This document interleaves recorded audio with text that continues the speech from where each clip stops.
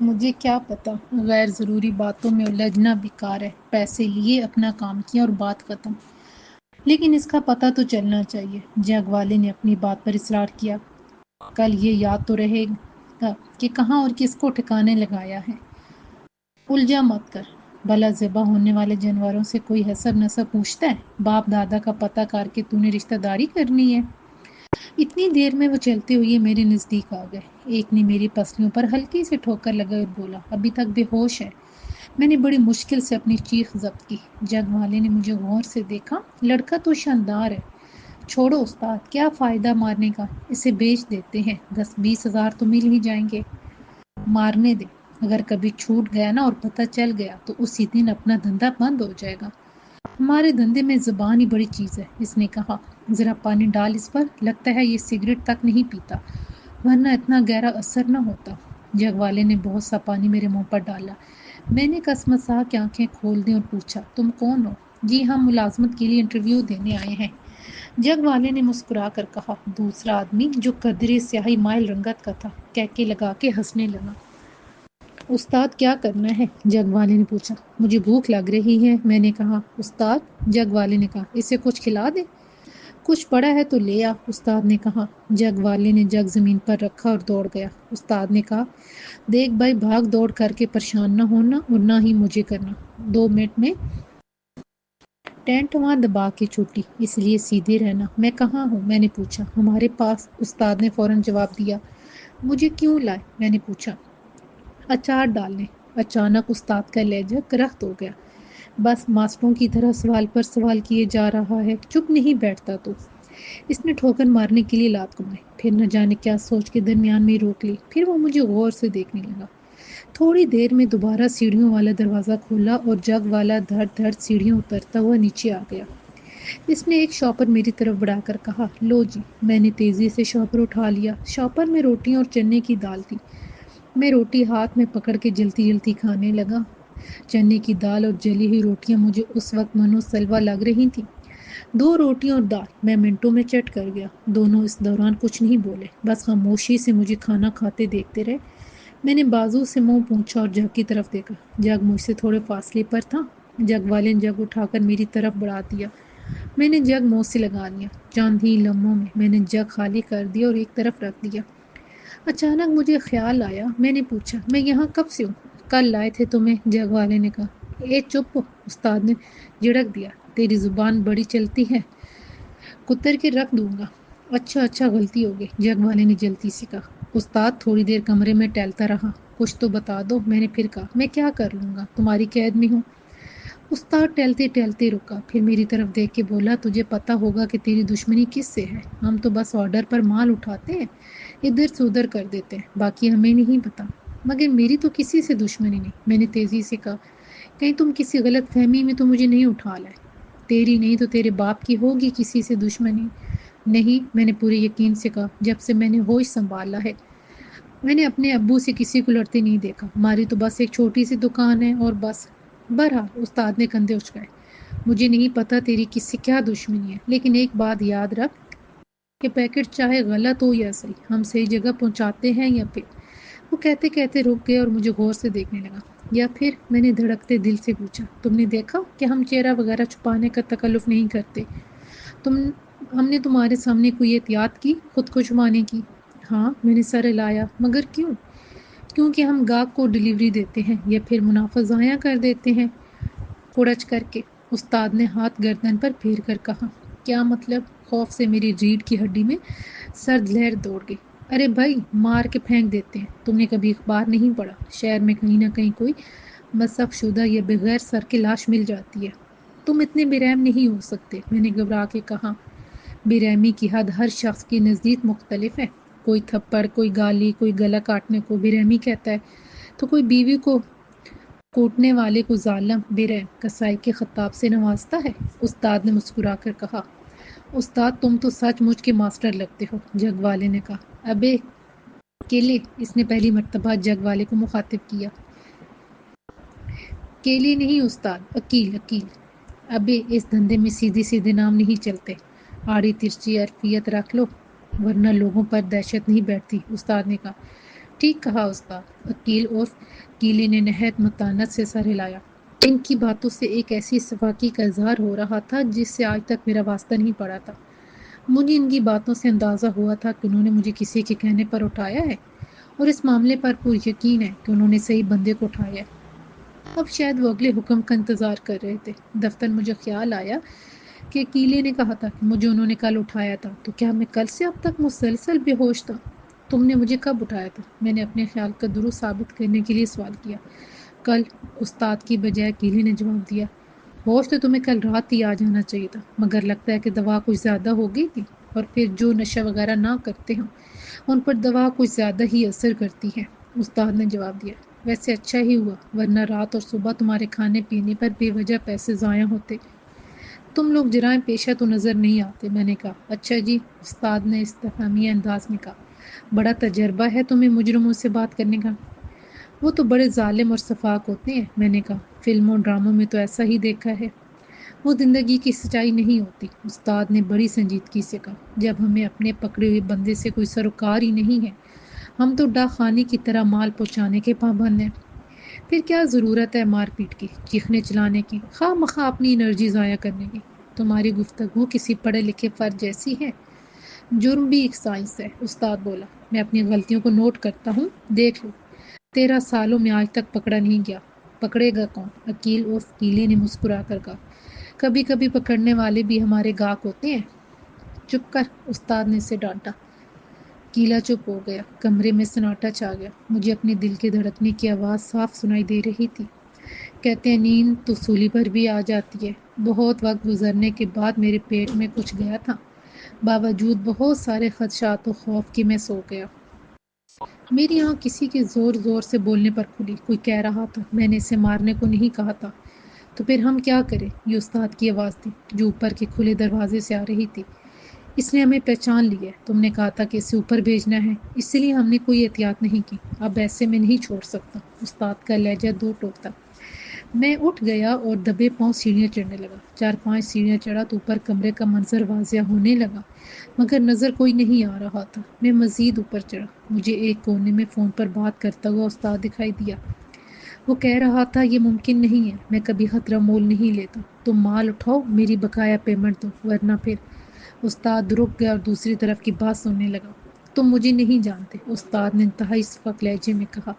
میں اس کی لاش پر تمہارا نام لکھ کے اس کی دکان کے آگے ڈال دوں گا جہاں سے اسے اٹھایا تھا۔ پولیس تم تک خود پہنچ جائے گی۔ یہ کہہ کر استاد نے غصے سے فون بند کر دیا۔ میں نے دیکھا کہ سیڑھیوں والے دروازے کے سامنے ایک اور دروازہ تھا جو اس وقت کھلا ہوا تھا۔ یقینی طور پر اس جگہ استاد کو کسی اور کی مداخلت قطعاً توقع نہیں رہی ہوگی، اس لیے وہ بھی فکر تھا، گویا میں کسی تہہ خانے میں قید تھا۔ استاد اچانک مڑا۔ میں بجلی کی سی تیزی کے ساتھ دیوار سے چپکلی کی طرح چپک گیا۔ استاد نے چند لمحوں کے لیے سیڑھیوں والے دروازے کی طرف نگاہ ڈالی، پھر تیز تیز قدموں سے باہر نکل گیا۔ چند ہی لمحوں میں مجھے دروازہ بند ہونے کی آواز سنائی دی۔ میں تیزی سے اوپر کے کمرے میں آ گیا۔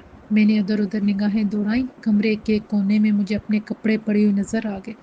میں نے بڑی پھرتی سے کپڑے اٹھائے، پینٹ چڑھائی، شرٹ پہنی۔ ابھی میں نے شرٹ کی بٹن بند نہیں کیے تھے، اچانک فون دوبارہ بول اٹھا۔ پتہ نہیں میں نے کیا سوچ کے فون اٹھا لیا۔ ہیلو، میں نے کھانستے ہوئے حتم الامکان آواز بدلنے کی کوشش کی۔ دوسری طرف سے گھگھیائی ہوئی آواز آئی۔ دیکھو استاد، فون مت بند کرنا، پیسے زیادہ لے لو مگر اسے مارنا مت، چاہو کسی اور کو بیچ دو۔ یہ کون تھا؟ کیوں میری جان کا دشمن بنا ہوا تھا؟ میری سمجھ میں نہیں آیا کہ میں اس کا نام کس طرح پوچھوں۔ دوسری طرف سے مجھے خوف تھا کہ کسی بھی لمحے استاد واپس آ سکتا ہے۔ میرے مسلسل خاموش رہنے پر وہ بولا، دیکھو میں وعدے کا پکا ہوں، میں صرف اسی لیے آیا ہوں، میں کل واپس چلا جاؤں گا، میرا آدمی تمہیں بقایا رقم کا لفافہ پہنچا دے گا، بس وہ کہے گا کہ عادل نے تحفہ بھیجا ہے، وہ چند لمحے میں پہنچنے والا ہوگا۔ دیکھو میں جرائم پیشہ نہیں ہوں، مجھے تو غصہ ہے اور بس یقین کرو۔ ٹھیک ہے، میں نے بھاری آواز بنا کر کہا اور فون رکھ دیا۔ میں تیزی سے کمرے کے بیرونی دروازے کی طرف بڑھا۔ میں نے باہر جھانکا، یہ ایک گودام نما عمارت تھی۔ کافی دور ایک دروازہ نظر آ رہا تھا۔ دروازے کے ساتھ ایک چھوٹا سا کمرہ تھا جس پر ٹین کا دروازہ تھا۔ اپنی ہیئت کے اعتبار سے وہ بیت الخلاء محسوس ہو رہا تھا۔ میں تیزی سے دروازے کی جانب لپکا۔ دروازے کے پاس پہنچ کر میں نے اسے کھولنے کے لیے ہاتھ بڑھایا ہی تھا کہ باہر سے دروازہ کھٹکھٹانے کی آواز آئی۔ دستک بہت محتاط طریقے سے دی گئی تھی۔ میرا دل مارے خوف کے اچھل کے حلق میں آ گیا۔ میں نے دائیں بائیں دیکھا جہاں میں چھپ سکوں۔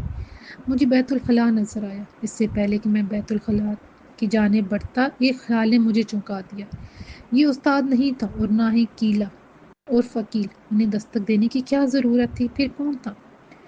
اچانک باہر سے آواز آئی، استاد مجھے عادل نے بھیجا ہے، ابھی فون آیا تھا اس کا۔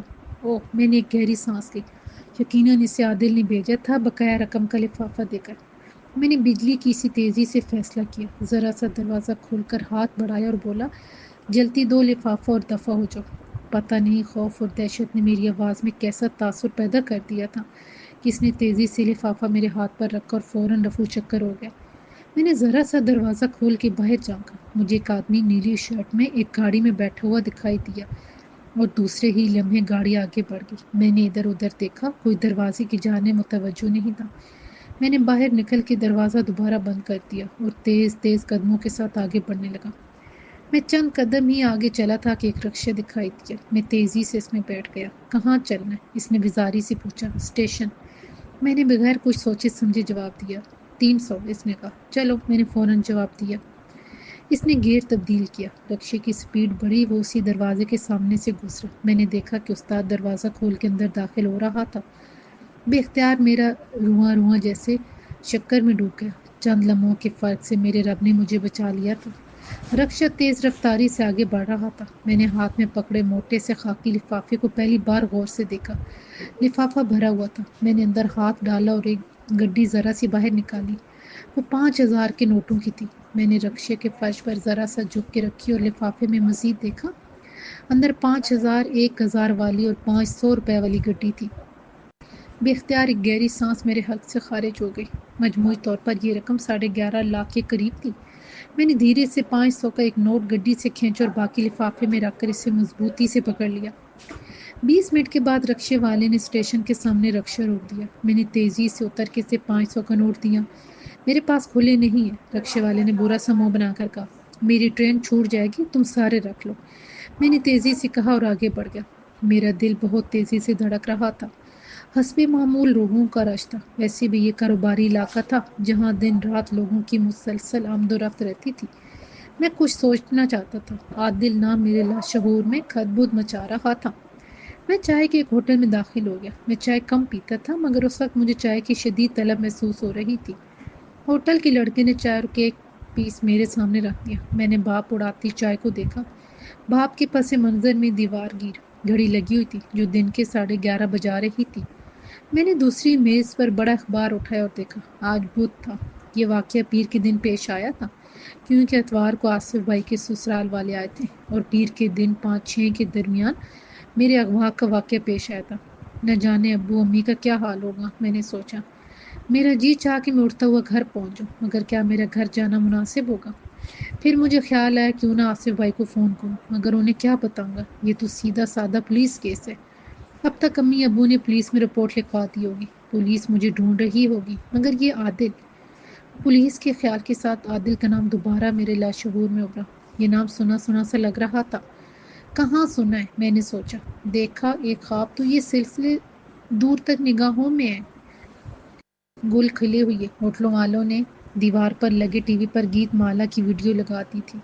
اچانک میرے ذہن میں شبانہ کا چہرہ ابھر آیا۔ کیا اسے پتہ چل گیا ہوگا؟ کیا وہ مجھے یاد کر رہی ہوگی؟ کیا گزری ہوگی اس پر مجھے نہ پا کر؟ میری گمشدگی کی خبر سن کر میرے دل میں کسک سی ہوئی اور کچھ صاحب جی، کیا چائے اور لاؤں؟ چائے والے نے میرے خیالات کا سلسلہ توڑ دیا۔ ہاں، میں نے بے خیالی میں کہا۔ مجھے کیا کرنا چاہیے، میں نے سوچا۔ میرے پاس خطی رقم موجود تھی جو کسی عادل نے استاد کو بھجوائی تھی۔ استاد کا پارا نہ جانے کہاں سے کہاں پہنچ گیا ہوگا۔ میں اس کے ہاتھ سے نکل گیا۔ میں جو استاد اور وکیل اور قلعے کو اچھی طرح پہچانتا تھا، ظالم سفاک اور قاتل استاد، کیا مجھے چھوڑے گا؟ پھر اسے اب تک معلوم ہو چکا ہوگا کہ رقم بھی اس کے ہاتھ سے نکل گئی ہے۔ پھر میں نے ایک فیصلہ کیا، گھر جانا مناسب نہیں ہوگا، مجھے سب سے پہلے آصف بھائی سے رابطہ کرنا چاہیے۔ میں نے نظر بچا کے لفافے سے ایک 500 کا نوٹ نکالا اور چائے والے لڑکے کو دیا۔ 40 روپے کے لیے 500 کا نوٹ پکڑا دیا۔ کاؤنٹر والے نے منہ بنایا مگر میں نے کوئی رد عمل ظاہر نہیں کیا۔ اس نے بقایا پیسے دیے۔ میں ہوٹل سے باہر نکلا۔ سامنے ہی شاپر والا شاپر بیچ رہا تھا۔ میں نے 10 روپے کا شاپر لے کر لفافہ اس میں رکھا اور ادھر ادھر دیکھا۔ اسٹیشن کا علاقہ تھا، چاروں طرف چھوٹے بڑے رہائشی ہوٹل تھے اور ان کے ساتھ ہی چھوٹے چھوٹے کیبن بنے ہوئے تھے۔ ایک کیبن پر PCO لکھا ہوا تھا۔ میں اس جانب بڑھ گیا۔ فون کرنا ہے؟ لوکل یا باہر؟ اس نے پوچھا۔ لوکل۔ اس نے فون میری طرف کھسکا دیا اور ساتھ ہی رجسٹر بھی کھول دیا۔ میں نے بھائی جان کا نمبر لکھا اور ساتھ ہی ڈائل بھی کر دیا۔ چند گھنٹیوں کے بعد فون اٹھا لیا گیا۔ ہیلو، ذرا میری بات آصف بھائی سے کروا دے، میں نے سلسلہ ملتی کہا۔ ایک منٹ، کسی خاتون کی آواز تھی۔ آصف، آپ کا فون ہے۔ اطمینان کی ایک گہری سانس میرے پھیپھڑوں سے خارج ہو گئی۔ مجھے خوف تھا کہ بھائی جان مجھے ڈھونڈنے کے چکر میں آفس سے باہر نہ ہو۔ ہیلو، آصف بھائی کی آواز سنائی دی۔ میں آصف بات کر رہا ہوں، آپ کون ہیں؟ بھائی جان، میں نے صرف اتنا ہی کہا تھا کہ بھائی جان کی جیسے چیخ نکل گئی۔ تم کہاں ہو؟ انہوں نے تیزی سے پوچھا۔ میں نے کن اکھیوں سے PCO والے کی طرف دیکھا۔ وہ کسی دوسرے فون پر باتوں میں مصروف تھا۔ میں ٹھیک ہوں، آپ یہاں آ جائیں، کسی کو بتائیے گا مت۔ کہاں؟ میں ابھی آتا ہوں، انہوں نے جلدی سے کہا۔ تم ٹھیک تو ہو نا؟ بالکل، میں نے انہیں پتہ سمجھایا اور فون رکھ دیا۔ میں نے 50 کا نوٹ فون والے کو دیا۔ اس نے بقایا پیسے میری طرف توجہ دیے بغیر بڑھا دیے۔ میں پیسے لے کر شاپر سنبھال کر نزدیکی چائے کے ہوٹل میں جا بیٹھا اور اخبار اٹھا کے پڑھنے لگا۔ چائے والے نے تھوڑی دیر میں چائے کا کپ میرے آگے دھر دیا۔ میں نے اس پر کوئی توجہ نہ دی۔ اخبار میں اپنے آگے پھیلا لیا اور بڑے انہماک سے پڑھنے لگا، مگر سچی بات یہ تھی کہ میں اخبار پڑھنے کے لیے نہیں، اپنا چہرہ چھپانے کے لیے استعمال کر رہا تھا اور وقفے وقفے سے باہر کی طرف دیکھ رہا تھا۔ مجھے یقین تھا کہ 20-25 منٹ میں بھائی آ جائیں گے۔ تب تک مجھے بہت محتاط رہنا تھا، کیونکہ استاد مجھے ڈھونڈ رہا ہوگا، مجھے اس سے بچنا تھا۔ وہ 15-20 منٹ کسی قیامت سے کم نہ تھے۔ میرا دل تیزی سے دھڑک رہا تھا۔ کبھی جی چاہتا تھا کہ اٹھ کر بھاگ جاؤں، چھپ جاؤں، مگر دل کھڑا کر کے بیٹھا رہا۔ 20 منٹ کے بعد مجھے بھائی جان کی موٹر سائیکل مسجد کے سامنے نظر آئی۔ وہ مسجد کے سامنے موٹر سائیکل روک کر متلاشی نگاہوں سے ادھر ادھر دیکھ رہے تھے۔ میں نے 20 روپے میز پر رکھے اور اٹھ گیا۔ میرا رخ بھائی جان کی طرف تھا۔ میں ذرا گھوم کے دوسری طرف سے ان کے پاس پہنچا۔ آصف بھائی، میں نے دھیرے سے کہا۔ وہ چونک کر پلٹے، ہماری نگاہیں ملی۔ وہ تیزی سے موٹر سائیکل سے اتر کر مجھ سے لپٹ گئے۔ ان کی گرفت والہانہ محبت سے بھرپور تھی۔ میرا بھائی، میرا چندا، کہاں تھا تو؟ ان کی آنکھوں سے آنسو نکلنے لگے۔ پھرتے جذبات سے میری آواز بھی ران گئی۔ میں نے ان کے گلے لگے کہا، کہیں چلتے ہیں، میں آپ کو سب کچھ بتاتا ہوں۔ چلو۔ وہ تیزی سے مجھ سے الگ ہو کر بولے اور موٹر سائیکل سٹارٹ کر دی۔ میں نے ان کے پیچھے بیٹھتے ہوئے کہا، ابھی گھر نہیں جانا، کہیں اور چلیں جہاں میں آپ سے سکون سے بات کر سکوں۔ میرے دفتر چلو، انہوں نے کہا۔ نہیں، میں نے فوراً کہا، پہلے میں آپ سے مشورہ کروں گا، پھر بتاؤں گا، یہ جو آپ فیصلہ کریں۔ پھر تو ایک ہی ایسی جگہ جہاں کسی جاننے والے کا گمان نہیں کیا جا سکتا، انہوں نے فوراً کہا۔ کہاں؟ افشین کے گھر، انہوں نے جواب دیا۔ اوہ، میں نے گہری سانس لی۔ صحیح کہہ رہے ہیں۔ انہوں نے موٹر سائیکل کی رفتار بڑھا دی۔ اچانک میری نگاہ بچوں کے کھلونے پر پڑی۔ وہ پلاسٹک کی ہوا بھری بتھنی ہاتھی فروخت کر رہا تھا۔ اچانک شوکت میرے کرتاس ذہن پر ابھرا۔ عادل موٹا ہاتھی۔ میرے ذہن میں شوکت کا جملہ کسی کوندی کی طرح لپکا۔ تو کیا عادل نے مجھے اغوا کروایا تھا؟ پھر جیسے ساری صورتحال میرے سامنے روشن ہو گئی۔ عادل شبانہ کے ماموں سلیم کا بیٹا تھا، جس کی بات شبانہ سے طے ہوئی تھی، مگر بیچ میں میرا معاملہ آ گیا تھا۔ شبانہ نے رنگ میں بھنگ ڈال دیا اور اس طرح وہ غصے اور انتقام میں پاگل ہو گیا۔ شبانہ کی امی کے بقول وہ خاصے کھاتے پیتے لوگ تھے، ان کے لیے پیسہ کا مسئلہ نہیں تھا۔ اس نے کسی نہ کسی طرح یہ کام کروایا۔ اگر میں ہی دنیا میں نہ رہوں تو پھر شبانہ کس سے شادی کرے گی؟ لامحالہ شبانہ کو یہ رشتہ قبول کرنا پڑتا۔ بڑی لمبی اور گہری پلاننگ کی تھی عادل نے، مگر اصل تدبیر اللہ تعالیٰ کی ہوتی ہے۔ قدرت کے غیبی ہاتھ نے مجھے بچا لیا تھا۔ تھوڑی ہی دیر میں ہم لوگ افشین بھابھی کے گھر پہنچ گئے۔ ڈول بیل کے جواب میں انکل نے دروازہ کھولا۔ وہ آج گھر پر ہی تھے۔ ہم دونوں کو دیکھ کر ان کے چہرے پر حیرت کا تاثر ابھرا، مگر دوسرے ہی لمحے انہوں نے اپنے تاثر پر قابو پا لیا اور گرم جوشی سے ہمارا استقبال کرتے ہوئے یہ ڈرائنگ روم کی طرف لے گئے۔ پھر وہ قدر حیرت اور خوشی کے ملے جلے تاثرات کے ساتھ بولے، دیکھو بھائی، کون آیا ہے؟ کون ہے؟ افشین بھابھی کی امی ڈرائنگ روم میں داخل ہوئی۔ ان کی نظر ہم دونوں پر پڑی۔ ایک لمحے کے لیے وہ دروازے پر ٹھٹکی، پھر مسکراتی ہوئی اندر آئیں۔ ہم دونوں نے اٹھ کے انہیں سلام کیا۔ جیتے رہو، جیتے رہو، انہوں نے ہنس کر کہا اور صوفے پر براجمان ہو گئے۔ ارے بھائی، آپ تو تشریف فرما ہوں گے، ذرا کھانے پینے کا خیال کیجیے، انکل نے مسکراتے ہوئے کہا۔ پریشانی کی کیا بات ہے، چند منٹوں میں کھانا تیار ہوا جاتا ہے، یہ کھانے کا وقت ہے، چائے کا نہیں، انہوں نے اطمینان سے جواب دیا۔ ہم تو شروع ہی سے قائل ہیں آپ کی سمجھداری کے۔ انہوں نے ہنس کر کہا، پھر ہماری طرف متوجہ ہو کے بولے، ویسے تو تمہارا گھر ہے، جب چاہو آؤ، لیکن مجھے اس وقت لگ رہا ہے تم لوگ کافی پریشان ہو۔ آپ نے صحیح سمجھا، بھائی نے کہا، میں آپ کو بتاتا ہوں اور مشورہ بھی چاہتا ہوں۔ کہو آصف بیٹا۔ وہ پوری طرح ہماری جانب متوجہ ہو گئے۔ پیر کے دن شام 5-6 بجے کے درمیان کچھ نامعلوم افراد کاشف کو دکان سے اغوا کر کے لے گئے تھے۔ کیا؟ انکل بری طرح چونکے۔ اتنا بڑا واقعہ اور تم نے کوئی اطلاع نہیں دی؟ سخت افسوس۔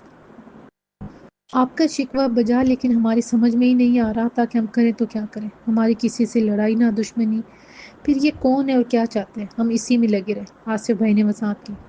خدا کا شکر ہے کہ صحیح سلامت آ گئے، خالہ جی نے کہا۔ پھر کیسے چھڑایا ان سے؟ یہ تو کاشف ہی بتائے گا۔ مجھے تھوڑی دیر پہلے ہی اس کا فون آیا، اس نے اسٹیشن کے پاس مجھے بلایا۔ گھر جاتے ہوئے یہ ڈر رہا تھا، شاید اس کے ذہن میں ہو کہ مجرم اس کے تعاقب میں نہ ہو۔ آصف بھائی نے کہا۔ بات درست ہے، انکل بولے، پھر میری طرف متوجہ ہوئے۔ تو سنو کاشف، پھر کیا ہوا؟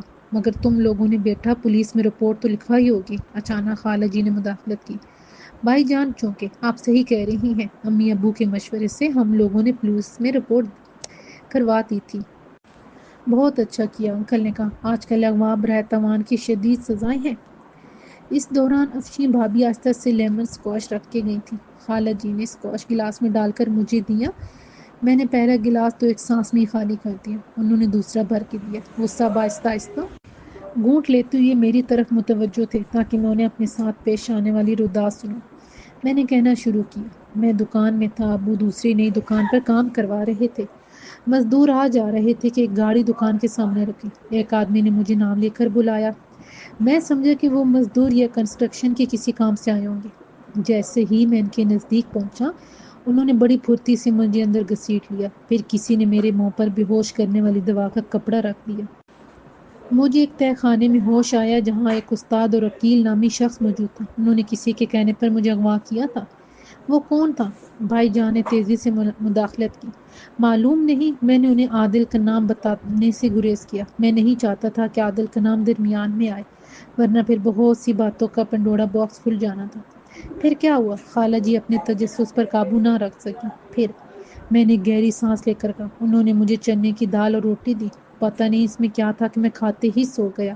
جب میں اٹھا تو اوپر کا دروازہ کھلا تھا۔ شاید انہیں یقین تھا کہ میں اتنی جلدی ہوش میں نہیں آؤں گا۔ میں دروازہ کھلا دیکھ کے بھاگ نکلا، پھر بھائی جان کو فون کر کے بلا لیا۔ اب یہاں ہوں۔ بہت سے واقعات کو میں نے دانستہ بتانے سے گریز کیا تھا۔ ان کی تفصیل میں جانے کا مطلب تھا کہ بات شبانہ اور اس رات تک جا پہنچتی۔ انکل نے کہا، باتیں تو ہوتی رہیں گی، کھانا تو کھا لیجیے۔ جی ہاں، اور کیا؟ خالہ جی فوراً ہی اٹھ گئی۔ انکل نے کہا، جو پولیس میں رپورٹ لکھوائی ہے اس کا کیا بنے گا؟ میرا خیال ہے ہم رپورٹ واپس لے لیتے ہیں، ہماری کسی سے کیا دشمنی؟ ویسے بھی اس قسم کے لوگ بہت کینہ پرور منتقم مزاج ہوتے ہیں، ایسا نہ ہو کہ وہ مزید کوئی انتقامی کارروائی کر گزرے۔ بھائی جان نے جواب دیا، لیکن انہوں نے کسی کے کہنے پر اغوا کیا۔ تم لوگوں کے کسی سے دشمنی تھی؟ کون تھا وہ؟ آخر اس کیس کے منطقی انجان اور اندیکھے دشمن کو سراغ تو پولیس ہی لگا سکتی ہے۔ انکل نے نرمی سے کہا، ان کی بات نہایت معقول تھی۔ آصف بھائی نے کہا، گھر پر امی ابو کا برا حال ہے، ہمارے لیے اتنا ہی کافی ہے کہ میرا بھائی زندہ سلامت واپس آ گیا۔ جیسے مناسب سمجھو، انکل نے جواب دیا، لیکن وہ کون ہو سکتا ہے جس نے اس قسم کی حرکت کی اور کیوں کی؟ میں نے نگاہیں چراتے ہوئے کہا، میں کیا بتا سکتا ہوں، میں خود لاعلم ہوں۔ ہاں، انہوں نے گہری سانس لی۔ اسی وقت خالہ جی کی آواز آئی، کھانا تیار ہے، سب آ جائیں۔ ہم لوگ اٹھ کے کھانے کی ٹیبل پر پہنچ گئے۔ کھانے کے دوران یہ طے ہوا کہ فی الحال پولیس کو یہی بتایا جائے کہ میں کسی بردہ فروش گروہ کے جنگل سے بھاگ نکلا ہوں اور مزید کارروائی کا عندیہ نہ دیا جائے۔ پولیس تو ویسے بھی بہت مصروف ہوتی ہے، اگر تھوڑا پیچھے نہ چلو تو قتل کیس بھی دفتر کر دیتی ہے یا نامعلوم ملزمان کے کھاتے میں ڈال دیتی ہے۔ کھانا کھا کے ہم نے انہیں خدا حافظ کہا اور گھر کی طرف چل دیے۔ ہم گھر پہنچے تو امی جائے نماز پر بیٹھی رو رو کر دعائیں کر رہی تھی۔ میں چند لمحے امی کے پیچھے کھڑا رہا، پھر ان کے پاس دوزانوں ہو کر بیٹھ کے اور آہستہ سے پکارا، امی، یا اللہ، میرا بیٹا، میرا بچہ مجھے دے دے۔ وہ رو رہی تھیں، شاید انہوں نے میری آواز کو سماعت کا دھوکہ سمجھا تھا۔ امی، میں نے دوبارہ دھیرے سے انہیں پکارا۔ انہوں نے سجدے سے سر اٹھایا اور میری طرف دیکھا۔ ان کی آنکھیں سرخ تھیں، سوجی ہوئی تھیں، آنسوؤں سے بھری ہوئی تھیں۔ وہ چند لمحے مجھے غیر یقینی انداز میں دیکھتی رہی، پھر انہوں نے ایک چیخ مار کے مجھے بھینچ لی اور بولی، میرا بچہ، میری جان، کہاں تھا تو؟ کیوں چلا گیا تھا؟ پھر اچانک انہوں نے مجھے دھکا دیا اور دوبارہ جے نماز پر سجدہ ریز ہو گئی۔ میرے مالک تیرا شکر، تیرا کرم میرے مالک۔ بار بار ان کے منہ سے یہ الفاظ نکل رہے تھے۔ انہوں نے چند لمحے دیکھتا رہا۔ امی کی ساری ناراضی کفور ہو چکی تھی۔ میں اپنی جگہ سے اٹھا، فریج سے ایک گلاس پانی نکالا اور امی کے پاس آ کے دوبارہ بیٹھ گیا۔ امی پانی لیجیے۔ میں نے ان کا شانہ پکڑ کے لایا۔ امی سجدے سے اٹھی۔ ایک بار پھر انہوں نے مجھے چمٹا لیا۔ اچانک دروازے پر آواز ہوئی۔ میں نے پیچھے مڑ کر دیکھا، ابو کمرے میں داخل ہو رہے تھے۔ شاید بھائی جان نے انہیں فون کر دیا تھا۔ میں اٹھ کے ان سے لپٹ گیا۔ صرف 2 دن کے فاصلے نے محبتوں کو گرم جوش بنا دیا تھا۔ یار تو کہاں تھا؟ ابو نے مجھے گلے لگا کے پوچھا۔ میں کچھ نہ بولا، بس ابو سے مل کر روتا رہا۔ چند منٹوں کے بعد بھائی جان نے مجھے علیحدہ کیا۔ ابو نے اپنے آنسو پوچھتے کہا، میں ذرا ایس پی صاحب کو فون کر کے بتا دوں کہ کاشف آ گیا ہے۔ ابو نے ایس پی عبدالرحمان کا نام لیا۔ ایس پی صاحب کے گھر ہمارے ہی اسٹور سے سامان جاتا تھا۔ وہ بہت عمدہ اور نفیس آدمی تھے۔ ابو فون کرنے دوسرے کمرے میں چلے گئے۔ امی نے کہا بھوک لگی ہوگی، کھانا کھا لو۔ بھائی نے جلدی سے کہا، امی ہم نے راستے میں کھا لیا تھا، اب آپ کے ہاتھ کی چائے ہو جائے تو بہت اچھا۔ 2 منٹ لگیں گے۔ امی کی آواز بشاشت سے بھرپور تھی۔ چل میرے ساتھ باورچی خانے میں۔ امی غالباً تفصیل پوچھنا چاہتی تھی۔ کاشف، بھائی جان نے کہا۔ میں نے ان کی طرف دیکھ کر گردن ہلا دی۔ غالباً وہ افشیں بھابھی کے ہاں جانے کا ذکر نہیں کرنا چاہتے تھے، مبادا امی کو برا لگ جائے۔ میں امی کے ساتھ باورچی خانے میں آ گیا۔ امی نے چائے کا پانی چولہے پر چڑھاتی ہوئی مجھ سے روداد سننا چاہی۔ میں نے انہیں مختصراً بتایا، مگر عادل کے ذکر سے گریز کیا۔ میں نہیں چاہتا تھا کہ حالات نے جو تعلق جو امی سے استوار کیا ہے وہ دوبارہ ناراضی میں ڈھل جائے۔ میں کیا کروں، میں تو بس مرے چلی تھی۔ میرے اللہ نے تمہیں بچا لیا۔ امی نے ساری روداد سننے کے بعد کہا، میں تو جے نماز سے ہی نہیں اٹھی، آپ کی دعاؤں نے ہی تو مجھے بچایا ہے۔ میں نے جواب دیا، آپ نے کوثر آپی سے کوئی ذکر تو نہیں کیا؟ نہیں، امی نے بتایا۔ وہ غریب آدموئی ہو جاتی یہ خبر سنتی، اتنا چاہتی ہے تمہیں۔ میں بس اکیلی ہی یہ خود سہتی رہی۔ امی کی باتوں میں محبت تھی، گلوں کی خوشبو تھی، خالص اور ہر قسم کی بناوٹ سے مبرہ۔ واقعی اللہ تعالیٰ نے ماں جیسا شفاف دل کوئی اور نہیں بنایا۔ بس ماں بیٹی ہی باتیں کرتے رہو گے یا مجھے بھی کچھ بتاؤ گے؟ ابو نے باورچی خانے کے دروازے پر جھانک کر کہا۔ بس چائے لے کر آتی ہوں، پھر باتیں کریں گے۔ امی نے فوراً کہا، آپ اس سے امان ملے گی تو کچھ اوروں کا بھلا ہوگا۔ ابو نے شوخی سے کہا، اب میں اپنے بیٹے سے باتیں بھی نہ کروں۔ امی نے غصے سے کہا، ایسا غصہ جس سے مصنوعی پن صاف جھلک رہا تھا۔ ابو ہنسنے لگے۔ ہم چائے لے کر امی کے کمرے میں آ گئے۔ بھائی جان بھی وہیں آ گئے۔ ابو، ایس پی صاحب سے بات ہو گئی؟ بھائی جان نے چائے کا کپ اٹھاتے ہوئے پوچھا۔ ہاں بات ہو گئی ہے، انہوں نے کہا ہے کہ شام کو وہ خود موجود ہوں گے، ان کی موجودگی میں آ کے بیان لکھوا دیں، باقی وہ سب خود دیکھ لیں گے۔ خدا کا شکر ہے کہ میرا بیٹا صحیح سلامت گھر آ گیا، ہمیں کسی سے کچھ لینا دینا نہیں، باہر میں جائیں۔ امی نے کہا، کہیں جانے کی ضرورت نہیں۔ ابو ہنسنے لگے، یہ قانونی کارروائی ہے، پریشان نہ ہو، میں اور آصف اسے ساتھ لے کر جائیں گے، اکیلا تھوڑی جائے گا۔ ابو نے امی کو تسلی دی۔ میں اسٹور پر جا رہا ہوں، ابو نے کہا، بشیر کو بس میں ذرا دیر کا کہہ کر آیا تھا، اب بھی میں نے اسے نہیں بتایا، وہ بہت پریشان ہو رہا تھا، اسے بتا دیجیے گا۔ امی نے کہا، نہیں، جب تک قانونی کارروائی مکمل نہ ہو جائے میں اسے بھی نہیں بتاؤں گا۔ ابو نے کہا، وہ بہت اچھا لڑکا ہے، مگر احتیاط بہتر ہوتی ہے، خوشی کے مارے نہ دستگی میں اس کے منہ سے کچھ نکل نہ جائے۔ ابو نے وضاحت کی، صحیح کہہ رہے ہیں، بشیر بھی میرے بچوں کی طرح ہے۔ امی نے تائید کی،